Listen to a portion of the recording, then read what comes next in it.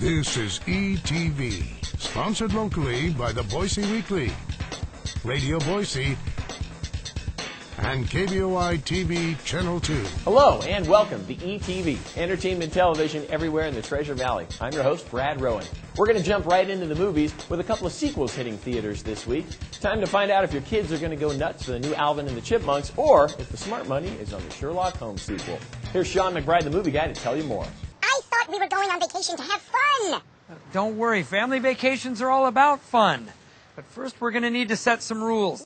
Dave, come on. Rules is my middle name. Like it or not, the Alvin and the Chipmunk movies have turned into a very lucrative holiday franchise. And so this week, we get the third Alvin film, subtitled Chipwrecked, as in the Chipmunks and the Chipettes find themselves stranded on a tropical desert island with no way home. Now don't worry, kiddies, there will still be plenty of opportunities for the high-pitched musical numbers, and of course, all that family-friendly chipmunk mischief. I'm going to puke. What are we up against here? The most formidable criminal mind in Europe. Professor James Moriarty. This week also sees a Sherlock Holmes sequel called A Game of Shadows. This thinking man's action film stars Robert Downey Jr. as the world's smartest detective, but this time out, he's on the trail of a master criminal who is also an intellectual giant. It's brain versus brain, and it all leads to some pretty good action sequences, a lot of fun humor, and some great banter between Sherlock Holmes and his trusted sidekick, Dr. Watson. Oh, how I've missed you, Holmes. Have you? I barely noticed your absence. And that's what's new at the movies this week. I'm Sean McBride, the movie guy, for ETV. Joining us now, Sean McBride, the movie guy. We're talking about this week's movies. Look, I haven't seen Alvin and the Chipmunks. They're not going to screen it for the critics. If you got kids, you're probably going to see it. Right. Sherlock Holmes, though, is pretty good. A good little action film. If you like the first one, I actually think this one is just as good as the original. So. Very good. Now, what do we got at the flicks? Over the flicks, we have one good, a new one. It's called Young Adult. It's Charlize Theron. She is a woman who thinks her life is not going the way she planned.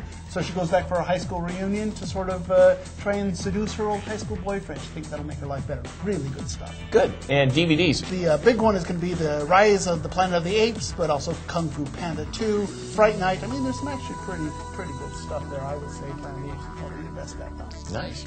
Now, tell me about local theater. Yeah, because it is the last week of all of these shows. It's like everything is closing down until the new year. I mean, actors like this, have fun on the holidays. Really? There's only one new play. Everything else has been playing for a while. But the new one is over at Daisy's Madhouse. One of our favorites. It's called The Eight, the Reindeer Monologue. So basically, it's for those of us that are disenchanted with the usual sugar-coated holiday shows. They say, tired of the same old traditional? Daisy's Madhouse has this hysterical alternative. It turns out so the scandal erupts in the North Pole when one of Santa's 8 tiny reindeer accuses him of sexual harassment. And the mass media descends on the event and exposes a horrific tale of corruption and perversion, which seems to implicate everyone from the smallest elf to St. Nicholas himself. Turns out Santa is no saint. He's a micromanager, an abusive husband, a sexual deviant with a penchant for young venison. I love that. You'll never look at Santa the same way again. Obviously a very dark Christmas tale, but that is The Eight, Daisy's Madhouse Theater.